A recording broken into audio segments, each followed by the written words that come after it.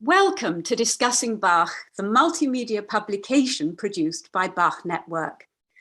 My name is Ruth Tatlow, and I am co-editor with Barbara Royal of this issue, Bach and the Thomas Cantorat. I'm delighted to welcome our four experts, Stephen Zone, Barbara Royal, Ursula Kramer, and Michael Maul, who over the next 30 minutes or so will be sharing new research ideas and exploring this topic for us. We tend to think of Johann Sebastian Bach as the cantor of St. Thomas in Leipzig, but things were not so self-evident in 1722 and 1723. Bach auditioned for the post on the 7th of February 1723, but before that, 3 other candidates had been invited to apply. These were Telemann, Fasch, and Graupner. Without further ado, let's hear from Steve about the first candidate, Telemann. Thank you very much for inviting me. It's a pleasure to be here. For many people, the one biographical fact they know about Georg Philipp Telemann is that he was offered and declined the position of city music director and cantor of the Thomaskirche in Leipzig, paving the way for Bach's acceptance of the same position. The facts are well known. After less than a year as director of music and cantor of the Johanneum School in Hamburg, Telemann had become dissatisfied with his job. His salary and benefits were unsatisfactory. There was too much teaching. His public concertizing angered the Hamburg Senate. He had to hire extra church singers at his own expense, and he clashed with the city printer. So when the Leipzig job became available following the death of Johann Kuhnau on June 9, 1722, Telemann did not hesitate to throw his hat into the ring.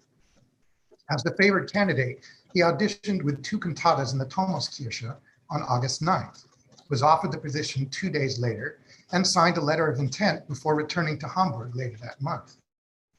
Until recently, the 2 audition cantatas were thought to be unidentifiable, but the German researcher Mark Roderich-Pfau has suggested some likely candidates. Here we see one of these, the cantata Ich muss auf den Bergen weinen und heulen, as copied and performed in Frankfurt a year after Telemann's Leipzig audition. Only the text of the second cantata has survived. Back in Hamburg, Telemann wrote separately to the Senate and school board. In both letters, he contrasted his present circumstances with the more favorable ones in Leipzig and asked for his dismissal. Here is Telemann's first letter, dated September 3rd. This caught the senators' attention, and when they decided to retain Telemann at all costs, he turned down the Leipzig offer on November 6th. Telemann's spurning of Leipzig is surely one of the most famous no's in all of music history. But what might have happened if he had said yes? How would accepting the Leipzig offer have shaped his career and those of others, especially Bach? And what can this alternate reality tell us about the choices that Bach made as the actual Leipzig music director? My point of departure for this modest thought experiment is an imagined group of letters between Telemann and his friend Johann Georg Pisendel. Pisendel was Concertmeister at the Dresden court, and not incidentally, a longtime acquaintance of Bach. The letters were all discovered, that is to say, written by me. In the historical fictional essay that accompanies this video, I try to enhance the fabricated letters' credibility through references to real people, places, and music, and by citing real scholarly studies. But my goal is not to deceive, nor quite to achieve what the humorist Stephen Colbert calls truthiness. Now, I realize that some may be inclined to dismiss this exercise as fake news. But I would argue that our reliance as historians on historical fiction is deeper than we may admit. Music historical fiction in particular has long been popular. Consider these recent novels, the first 2 of which are notable for having Bach-related plots. Now, I have not written a novel, but telling a story about Telemann as Thomas Cantor does involve devising a plot. So in my telling, the composer shapes his position in ways familiar from his actual career in Frankfurt and Hamburg. Unlike Bach, Telemann becomes music director at the city's Neue Kirche, a position he held in his university days. He also gives concerts in the city's large private gardens, something Bach apparently never did. Here we see Appelsgarten around 1720 and the Grossbosischer Garten around 1730. Given Telemann's connection to the celebrated Leipzig poet Christiane Marianne von Ziegler, I imagine that he commissions from her librettos to an entire church cantata cycle, rather than the 9 librettos that Bach commissioned. But the real fun is deciding what happens to Bach. He initially remains a court musician, transferring from Kärnten to Gotha, where he writes operas for the first time. He replaces the Kapellmeister Gottfried Heinrich Stölzl, whose talent and experience make him ideally suited to succeed Telemann at Hamburg. Bach's varied activities at Gotha eventually allow him to succeed Johann David Heineken as Dresden Kapellmeister, and finally to replace Stölzl at Hamburg. Thus, Telemann's decision in this tale to accept the Leipzig offer leads to new professional possibilities for Bach, who opens the door when opportunity knocks. Thank you so much, Steve. That was an absolutely fascinating thought exercise, and it gives us so much ideas. We're going to come back to this at the end. But for now, I'd like to ask Barb, Ursula, Michael, do you have any comments? I'm going to start if you don't mind. Sorry, Michael. No, go ahead. Go ahead. Thank you. I think the thought experiment is actually a really good one, because we hardly ever think about what could have happened, and we only rely on facts.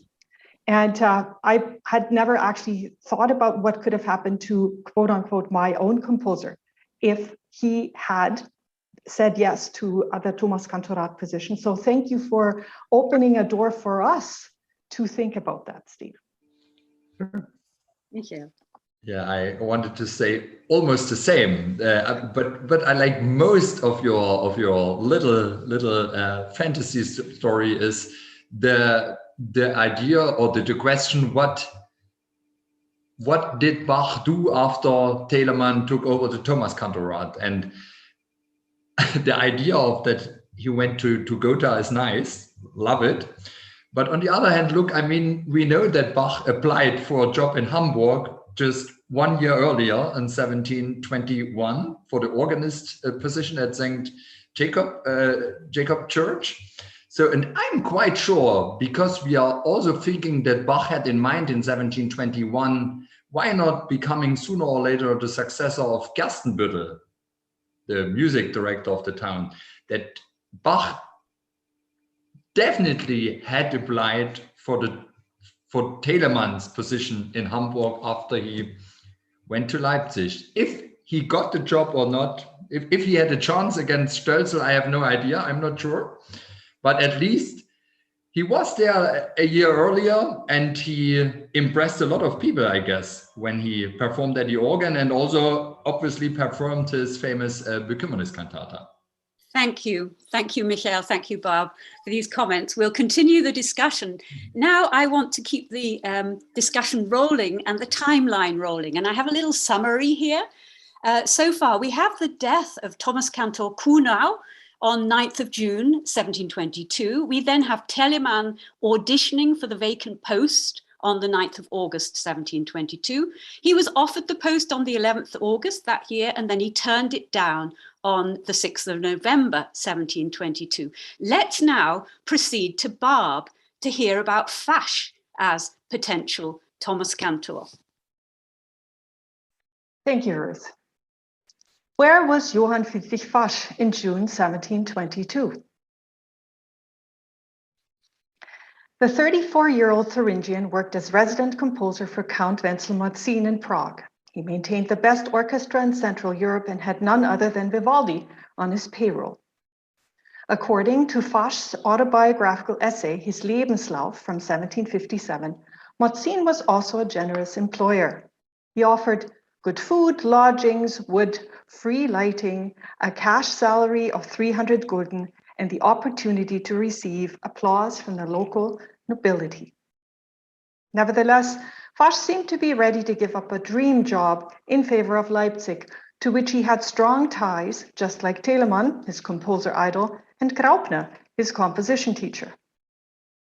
In 1701, Fasch had been the first student recruited by the late Kuhnau. In 1708, Fasch had founded and directed Leipzig's second Collegium Musicum, and he had performed with a local opera orchestra before leaving town in 1713.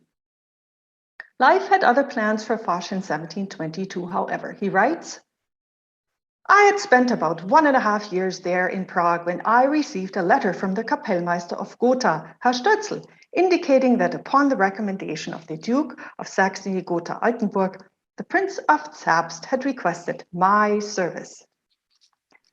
One wonders how Fasch reacted to being headhunted by his friend of the heart, or Herzensfreunde Stötzl. Had he told Fasch that Kapelldirektor Kuch had left Zerbst after impregnating a local girl? No letters mentioned in the Lebenslauf are extant, so we don't know why Fasch declined the princely job offer, only that he did so twice. Perhaps he had contractual obligations to Count Morzin, or Fasch did not want to be stuck in the middle of nowhere. Today, Anhalt-Zerbst would be part of the German state of Saxony-Anhalt, or maybe he was just not keen on working long hours at a busy court. Or was Fasch's real reason for stalling the vacant Thomaskantor post? His name was given first on the list of applicants, which emphasizes his interest. Stötzl's third letter to Fasch in Prague could have informed him about Telemann being offered the position. It was accompanied by a personal message from Fasch's father-in-law. He pressured the widower and single dad greatly to accept the post to resume his parental duties. On the 29th of September 1722, Fasch became the new Kapellmeister of Anhalt-Zerbst. Soon after, he was contacted by the Leipzig Selection Committee. "I'd been in Zerbst for just over 8 weeks when I received 2 letters, one after another, from the late Herr Hofrat Lange in Leipzig to audition there for the vacant cantor position, since Herr Telemann had declined the offer." The Leipzig officials had decided to approach Fasch, quote, "a skillful person," as he arguably fit the bill of the, quote, "multifaceted municipal Kapellmeister" they were looking for. In the Lebenslauf, Fasch responded with, "However, it was impossible for me to leave my most gracious employer." Lange shared a very different reason with the committee. Fasch was not willing to teach at his alma mater. Lange does not tell us why, but according to Michael Maul, the Thomasschule was known as the boarding school of the poor in the early 18th century and said to be in such disarray that it could be scarcely get any worse. Nonetheless, I feel that Fasch would have made a wonderful Thomaskantor. He was a family-oriented, peace-loving man of faith with outstanding musical skills, excellent leadership qualities, and a keen interest in sharing his compositions with others for free. A remarkably modern concept reminiscent of, for instance, Bach Network granting open access to everything on its website, including this issue of Discussing Bach. In May 1723, J.S. Bach became the next Thomaskantor. Interestingly, the court of Anhalt-Köthen never replaced him. Instead, they paid Fasch for composing at least 30 large-scale vocal works between 1732 and 1755. This, I would argue, qualifies Fasch for the title Oberhofkapellmeister of Anhalt. Thank you. Thank you very much, Barb. That's fascinating. Comments from the floor? I'd like to ask a question, Barb. Thank you so much for your fascinating paper first, but I would like to know, what do you think? This family reason we heard about in the third letter, could this have been the real reason why he withdrew the application for Leipzig? Possibly, Ursula. So I reckon that on his way to Zerbst, and we don't really know when he left Prague, just that the Count was kind of upset that he had left, that on his way, he would have gone to Suhl to pick up one of his single sisters who would have been able to help him to look after the little daughter. And I think his father-in-law was just really embarrassed that he had a son-in-law who was handed a Kapellmeister position, something, you know, of social and professional prestige that other people would have, to put it bluntly, killed for. And he gets it served on a silver platter and he says no. So I think if nothing else, I think he really annoyed his relatives, and looking after his children, and he didn't have many, was really important to him. So thanks for the question. Yeah, thank you very much. Let's move forward now. Let's have another summary. So we've had the front runner Telemann turning down the post on 6th of November, 1722. Fasch having been considered from the very first and then reconsidered and turning it down. So let's move on to Ursula now to hear what Graupner's role in the whole Thomas Cantor selection process was. Thank you so much, Ruth. When examining the minutes of the Leipzig Council documenting the negotiations for the replacement of the Thomas Cantorat as a whole, it is noticeable that the Graupner case was the most extensively documented. The application of the Hesse-Darmstadt Court Kapellmeister is the subject of far more documents and correspondence than Telemann, Fasch, or Bach. The question is, why? What can possibly be gleaned from this fact about his standing as a candidate? The facts are known. Graupner was the third and last of the external candidates after Telemann and Fasch, all of whom dropped out for various reasons before J.S. Bach was finally appointed. For the city council, this meant the situation became increasingly urgent to find a positive solution for Leipzig after the previous rejections. That is why they were apparently prepared to go for a difficult candidate like Graupner. But why difficult? Graupner had, as is evident from an indirect comment made in the council minutes, also enclosed a justification for the desired relocation in his letters, where he probably immediately expressed certain concerns about a possible realization. The actual letter, however, has not been preserved. But what reasons might he have given as motivation for his application? First and foremost, he would likely have stressed his ties to Leipzig. Leipzig was the city where he himself had received his education as a pupil of the Thomasschule. As an insider, he knew what to expect. Additionally, he had experienced the city as a pulsating metropolis at the turn of the century, which also set the tone in terms of music. Opera and Collegia Musica were experiencing a heyday. It is also possible that Graupner knew that at the time of the vacancy in 1722, there was still the intention to revive the opera activities, which had been discontinued in the meantime. This might have given him the opportunity to resume his earlier preoccupation with writing music for the theatre. And finally, Graupner, not unlike Bach, could also have had his children's later educational opportunities in mind, since he himself had also attended Leipzig University. However, the fact that his application was also a decision against Darmstadt is probably something he communicated less openly and directly. There was no doubt that he must have found the Darmstadt position increasingly disappointing. He had been engaged there as an opera composer in 1709, and the discontinuation of opera in 1719 must have been perceived by him as an artistic step backwards. This was accompanied by an increasing lack of prospects, especially as the Landgrave Ernst Ludwig was clearly losing interest in court music. The miserable payment morale of the court repeatedly caused great hardship for all musicians in Darmstadt. As a result, Graupner was extremely keen to move to Leipzig. As the minutes of the council show, several recommendation letters were received in favor of Graupner, one of them by G.D. Heinichen. This suggests that Graupner had actively requested them. Graupner secretly traveled to Leipzig, pretending to visit relatives near Mainz.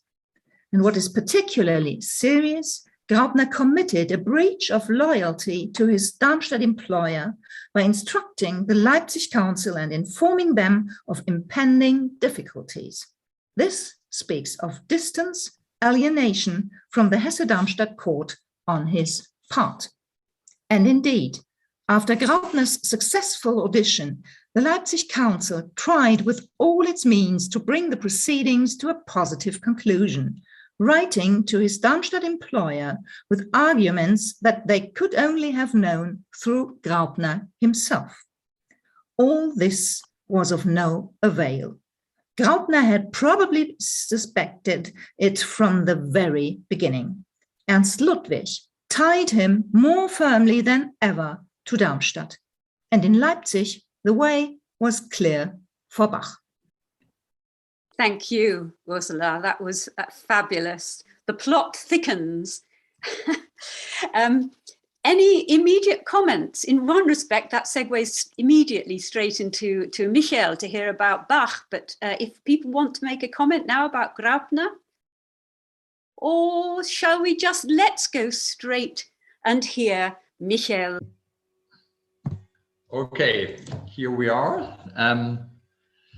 Yeah, let's finish the entire story of the long way of finding a new Thomas Cantor. I mean, for all of us today, it seems totally logical that this long period of search ended up with the appointment of Bach. But as we learned by Stephen, by Bob, and by Ursula, it was really a very long road. And now the road was clear, as Ursula mentioned. But yeah, it's astonishing that the name of J.S. Bach turned up for the very first time as a candidate for the Thomas Cantorat, not before the middle of January 1723.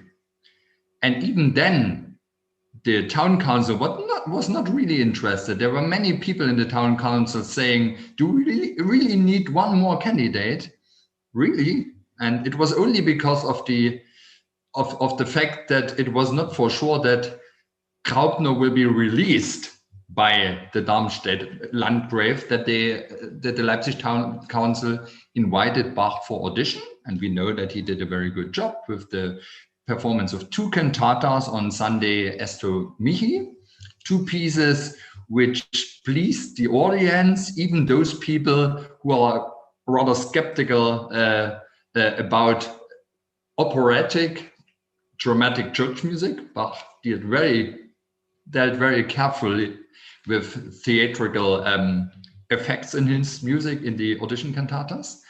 Yeah, and then, I mean, the road was still not free for him because everybody was waiting for the decision in Darmstadt. And it took 2 more months, not before the middle of April, that they actually voted for Bach after Graupner said, sorry, I have to keep in Darmstadt. So it was a long way and a hard decision for the city council. But what for me, the most interesting thing is it was also a very hard decision for Bach himself. There are not many moments in Bach's life where we get a little access into his brain. But for this decision, we know we have some insights about what Bach was thinking in 1730, 7 years later. He wrote a letter to his former schoolmate, Georg Erdmann. And here he said that it took him fully 3 months to decide to turn from a Kapellmeister into a cantor. It was a very hard decision for him. And on my slide, I come up with, so to speak, the pro and cons Bach might have in mind when he made this final decision, sometimes in between February and April 1723. So on the one hand, we have the court of Köthen with a prince who was crazy about music, who spent tons of money for an excellent small church orchestra, not church orchestra, court orchestra, where Bach was the boss and was able to compose music which was in many regards really difficult to play, but brilliant also in many regards. So these were maybe the arguments for Köthen. But Bach knew that this prince spent a lot of money for music, but he also knew that the prince didn't have much money. I mean, he more and more was on his way to get bankrupt. And that's something Bach mentioned in the letter to his friend Erdmann. He married in 1721 a so-called Amusa, a woman who was not very interested in music. And I guess that was quite an aspect to leave sooner or later Köthen. I mean, she died in the beginning of 1723, so maybe she was not the final reason for Bach to take over the Thomaskantorat, but she was one of the reasons. On the other hand, this fact that Bach was asking himself urgently, did I really want to quit my job as a boss of a professional orchestra for being the music teacher in a school? I mean, that he finally made the decision for the school sounds crazy, but it only makes sense because we know that the St. Thomas School was far from a normal school. It was, in fact, a music school, and those kids were not in between 8 and 14 years. No, they were in between 13 and 21 years. So much older than today. And in this school, almost everything was focused on music. It was, in terms of musical skills, maybe the best school in entire Protestant Germany. And I guess that was the reason why Bach finally said, okay, I will take this job. And also, come back to the goal of my life, something he mentioned earlier in 1708 when he left Mühlhausen for Weimar. In a letter to the Mühlhausen town council, he said, I consider it the goal of my life, the Endzweck, the meaning of my life, to compose music to the honor of God, Soli Deo Gloria. And Köthen was not a very good place to do this because that was a Calvinist court and Bach was really focused on virtuosic, mainly instrumental music. But Leipzig, that was a center for church music, and now it came into the middle of his professional life to come up with cantatas. And of course, we know that Bach had a growing family.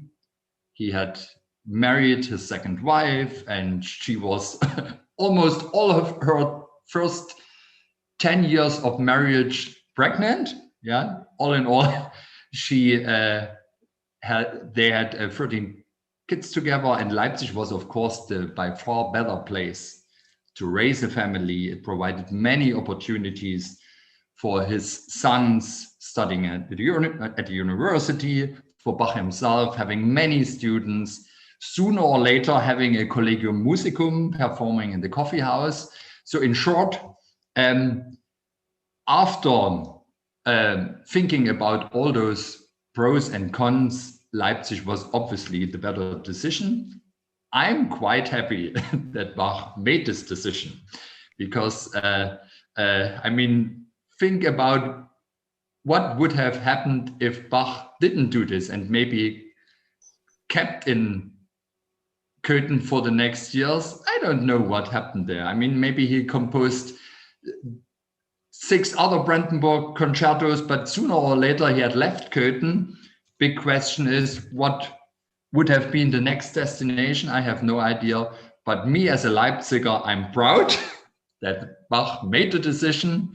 In a way, I'm a little bit on the happy side that Telemann and Graupner and Fasch finally didn't go to Leipzig, because that made the road free for Bach. But otherwise, I mean, it would have been also an interesting decision.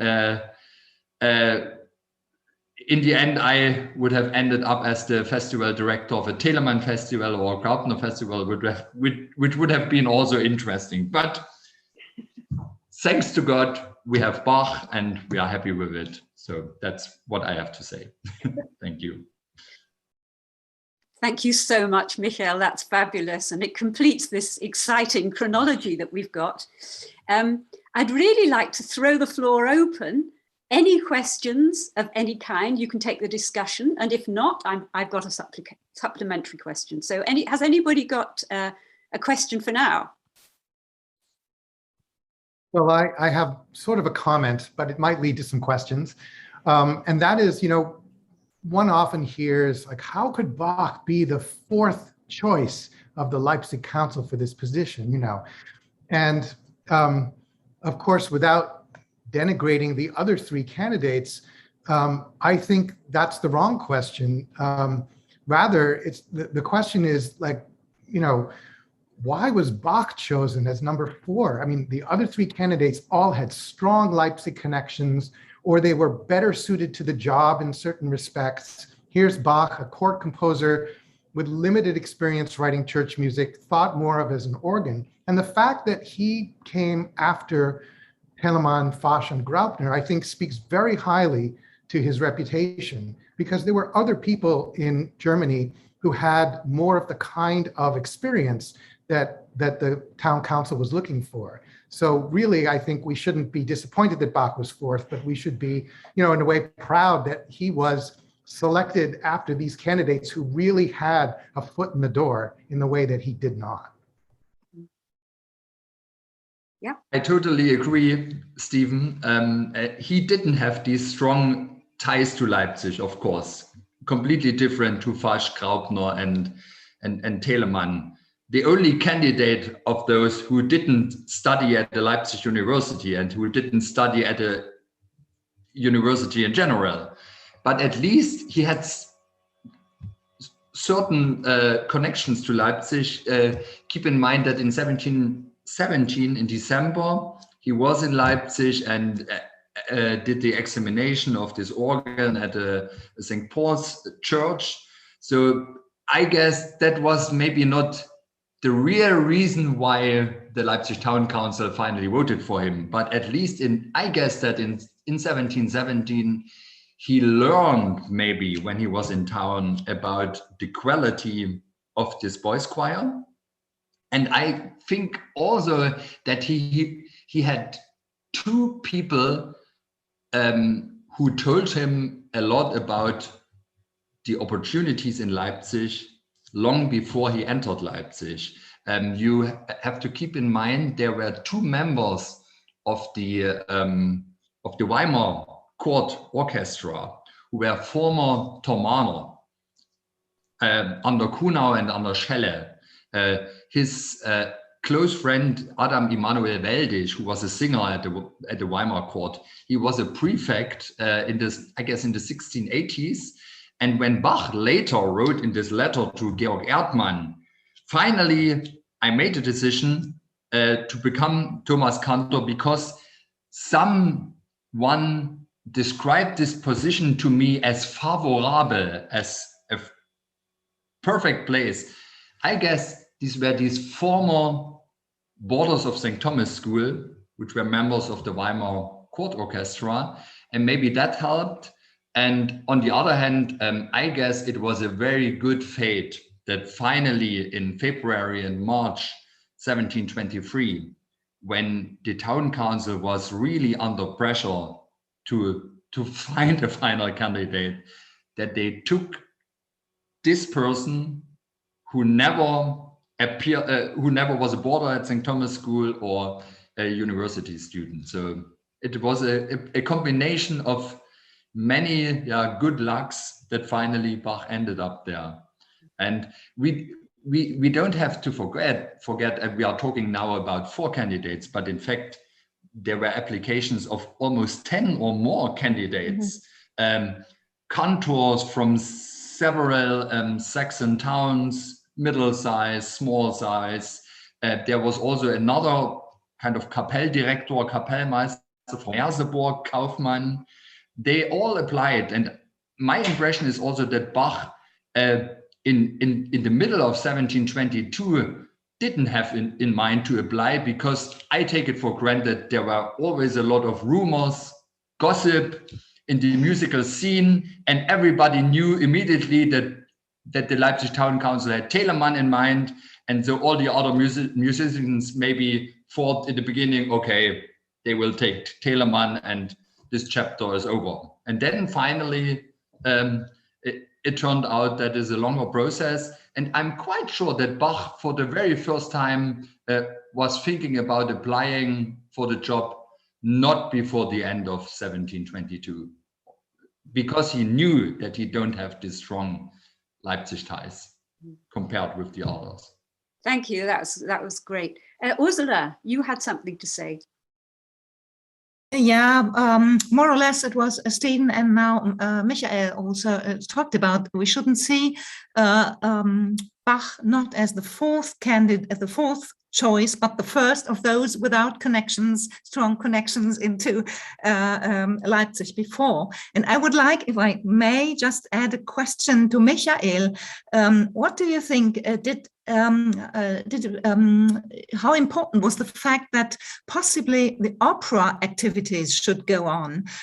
Could have been a motivation for Bach, because to me, opera activities seem to be nearer to a Kapellmeister position than church music. Yeah, as you know, in my book about the Baroque opera in Leipzig, I came up with the idea that it was especially for Telemann one of the rules to apply. Yeah, because the situation was Leipzig had the public opera house, which opened in 1693 and which went bankrupt in 1720. But the house was still there, but they needed urgently someone who has the money and who loved the risk to start playing again. And I'm quite sure that that was one of the reasons why some of the Leipzig town council members were focused on Telemann, because they knew he is not only a wonderful composer and musician, but also an organizer of music. So, and maybe candidates like Fasch or Graupner, especially Graupner, who had composed operas for Hamburg, was in a way very similar candidate from the opera party. But Bach, I'm a little skeptical that he himself had this in mind, or the town council was thinking he's a Kapellmeister, therefore he would be able to compose operas, because actually there was no evidence or no point in his earlier career where he turned up officially as an opera composer. And I mean, in the end, they appointed Bach, and he had a chance actually to ask, what's with the opera house? Can we find some sponsors to open it again? I would compose the piece, but obviously he was in a way too shy maybe to open this chapter again. Maybe he didn't have deep connections to rich Leipzigers in his first years, which helped him to maybe start this discussion. And therefore, which is a pity in a way, that was obviously never the question if he would be interested or not to compose an opera. I mean, I like the idea that he entered the old opera house, yeah, and realizing, okay, we need some money to fix some things in the building, but then we start performing operas during the trading fairs, and I can come up with fantastic long pieces, my version of Almira or of whatever, Masaniello Furioso. But yeah, that unfortunately, that was obviously not in his mind. Maybe he was much higher in terms of organizing something than a Telemann. I'm sure that Telemann, which had all the connections he needed, brought this on the table right after he entered Leipzig. But Bach, unfortunately not. Well, I think on that happy note, it's probably time to wind up. We could continue talking about this for a long time, and I'm sure there will be many more discussions. In fact, in 2023, which will be celebrating Bach's entry into Leipzig. And there I know going to be several conferences, and maybe we'll reconvene this panel then somewhere, which would be a very exciting thing. So I just want to say thank you so much to you four for preparing and sharing your knowledge, and all in these different ways. We've heard so many different facts. We've heard fictional facts, based on deep knowledge of facts. And this whole idea of interpreting history and interpreting facts raises so many questions as well, what we're really doing. So I want to thank you so much for all your deep thought and for all that you've contributed. And yeah, so thank you very much. And thank you for engaging with this topic, whether you're watching, listening, or reading. On our Discussing Bach webpage, you will find a complete transcript of this discussion, short biographies of our speakers, a list of further reading, including new articles, and recommended listening with links to compositions by our four composers. Thank you.